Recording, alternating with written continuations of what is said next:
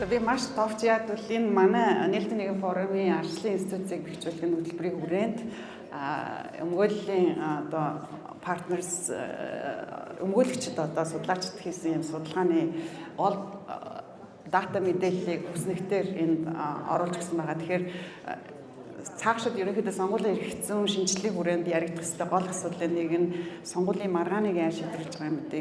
Энэ асуудал байгаа. Яг л сонгуулийн маргаан шийдвэрлэх буюу энэ electoral integrity гэдэг нь өөрөө сонгох эрхийг одоо баттай хангах гол нөхцөлийн нэг байдаг. Тэгээ энэ дээр бол манай эрх зүйн орчин болоод цаашид заашгүй одоо сайжрах юм шаардлага байгаа гэдгийг энэ дата ерөнхийдөө та бүхэнд хэлж өгч байгаамаа. Тэгэхээр 2010 оноос хийгдсэн шинжилгээний хүрээнд болоод маргаан шийдвэрлэж байгаа харьяалууд нэлээд тодорхой болсон боловч яг эрх нь хангагдаж одоо зөрчигдсөн эрхийг сэргээж байгаа, хурлыг барагдуулж байгаа, за шүүх төрөн дээр шийдвэрж байгаа энэ тоо болоод маш дутагдaltaй байгаа. За тэгээд цаашдаа одоо эрх зүйн орчны хүрээнд энэ нэг яаж одоо бодиттой өөрчлөх вэ? Яаж маргаан шийдвэрлэх, сонгуулийн маргаан шийдвэрлэх эрх зүйн орчны хүрээнд сонгох эрхийг баталгаатай хангах вэ гэдэг дээр бол судалгаан дээр манай вебсайт дээр байгаа судалгаан дээр бол бас тодорхой шийдлүүдийг хэлж өгсөн байгаа. Тэгэхээр энэ тоотой холбоотой судалгаа форум цэгийн дээр ороод тэнд тавигдсан байгаа.